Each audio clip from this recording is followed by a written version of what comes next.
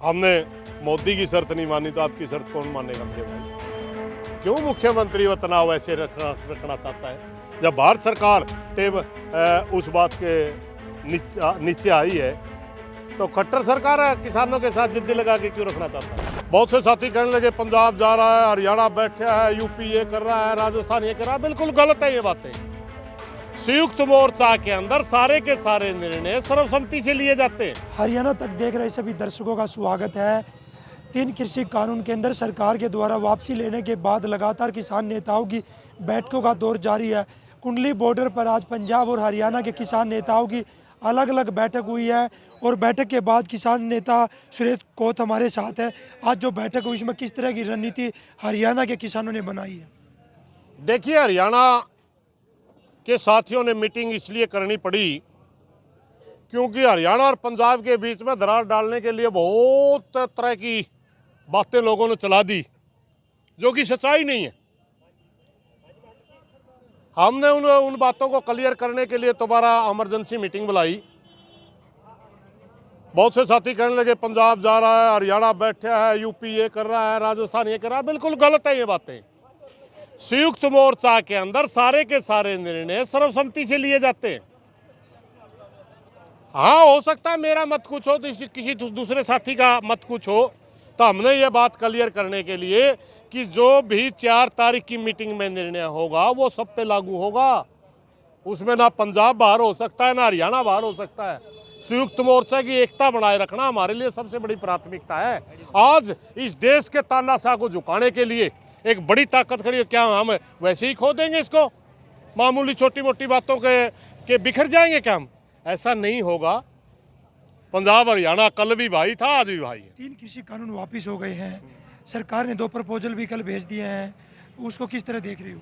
कौन से प्रपोजल भेजे? उस किसान नेता ने कहा है कि सतनाम जी ने वो मुकदमे वापसी को लेकर केंद्रीय गृह मंत्री ने सभी प्रदेश के मुख्यमंत्रियों को आदेश दे दिया कि मुकदमे वापस लिए जाएं और एक 5 लोगों की कमेटी के लिए एक कहा कि 5 लोगों की कमेटी का प्रपोजल बनाकर केंद्र सरकार को भेजेंगे हम। ये उनके पास होगा मेरे भाई। हरियाणा स्कैम इसके ऊपर चर्चा ही नहीं हुई। हमारा तो एक बात का तो मानना था और आज भी मानना है। 6 हमारे मुख्य बिंदु उस दिन हमने रखे थे, उसमें एमएसपी एक मेन मुद्दा रहा कि सबसे पहले सैद्धांतिक तौर पर प्रधानमंत्री ये माने कि हम एमएसपी के लिए कानून बनाने जा रहे हैं। बात रही कमेटी इम्प्लीमेंट के लिए बने तो हमें कोई दिक्कत नहीं। कमेटी ये तय करने के लिए ना बने कि कानूनी गारंटी दी जाएगी या नहीं। इम्प्लीमेंट के लिए अगर कमेटी बनती है, कितने % होता है, कौन कौन सी फसलें आती हैं, किस प्रदेश में कितनी प्रोक्योरमेंट पहले होती थी, अब कितने % अब बढ़ा रहे, इन बातों के लिए कमेटी बन सकती है। क्योंकि ये एमएसपी का बहुत बड़ा इश्यू है। अगर मैं अकेला एमएसपी बोलने लगो 4 घंटे तक बोल सकता हूँ एमएसपी के ऊपर। मैंने इतना पढ़ा है एमएसपी को।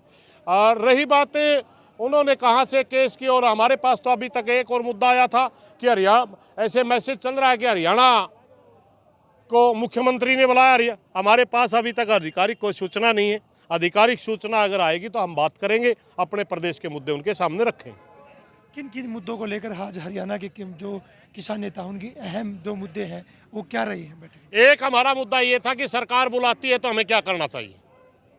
हाँ, वो तय हुआ कि सरकार बुलाती है तो हम हरियाणा के किसानों के ऊपर जो केस हैं वो रखेंगे। हमारी जो शहीद हुए उनके कंपनसेशन की बात रखेंगे। हम जो हमारे किसान शहीद हुए हैं उनके लिए एक शहीद स्मारक बनाना चाहते हैं, इसलिए हरियाणा सरकार ज़मीन मुहैया करवाए। हमारे किसान जी शहीद हुए हैं उनके परिवारों से सर्विस दे। और हमारी 2013 के अंदर जो एक भूमि एक्ट आया था उसमें उन्होंने संशोधन कर दिया, वो रखेंगे। तो इस तरह के सारे मुद्दों के ऊपर चर्चा हुई है। अगर सरकार हमें बुलाएगी तो हम सारे मुद्दे उनके सामने रखेंगे। एक वो मुद्दे जो आंदोलन से संबंधित है, एक वो मुद्दे जो लंबे समय से किसानों के सामने पेंडिंग है हरियाणा सरकार के। दोनों तरह के मुद्दे हम रखेंगे, 2 कैटेगरी में रखेंगे। कोच साहब, एक बात सामने आई है, एक तरफ गुरुनाम चुड़ूनी बैठक कर रहे हैं, दूसरी तरफ हरियाणा का एसकेएम बैठक कर रहा है, कहीं एक मत नहीं दोनों? भाई हमारे सामने तो ऐसी कोई बात आई नहीं।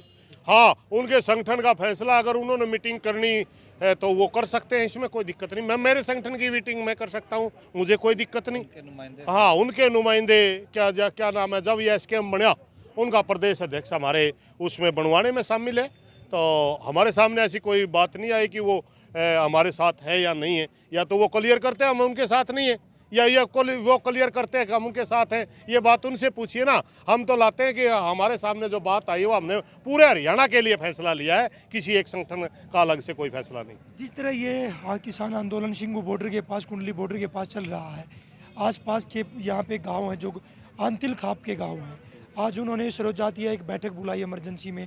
उन्होंने ये बात कही कि हम मैं संयुक्त मोर्चे के सामने रखेंगे कि जो मुकदमे दर्ज हैं वो लिखित में सरकार वापस दे, तब हम यहाँ से वापस जाएं। हाँ नहीं, मुकदमे दर्ज की तो हमारी मांग ही है वापस होने की। 6 मांगों के अंदर प्रमुख मांग है एमएसपी की और केस वापसी की तो प्रमुख मांग है। हरियाणा सरकार को बुलाना चाहिए हरियाणा के किसान और बात करनी चाहिए और केस वापस लेने चाहिए। हरियाणा के मुख्यमंत्री ने कहा आप कि किसान आंदोलन को उठाने की बात करो, इधर से मैं आप लोगों को बुलाऊंगा। कंडीशनों से बात नहीं होती, अगर शर्त रख रहे हैं गलत है। हमने मोदी की शर्त नहीं मानी तो आपकी शर्त कौन मानेगा मेरे भाई? क्यों मुख्यमंत्री वो तनाव ऐसे रखना चाहता है? जब भारत सरकार उस बात के नीचे आई है तो खट्टर सरकार किसानों के साथ जिद्दी लगा के क्यों रखना चाहता है? अपने किसान है, उसके बुलाने चाहिए उसको। देखिए, किसान नेता थे, इन्होंने सब स्पष्ट कर दिया, जब तक सभी मांगे हमारी पूरी नहीं होंगी, मुकदमे दर्ज, एमएसपी को लेकर गारंटी, तब तक आंदोलन जारी रहेगा।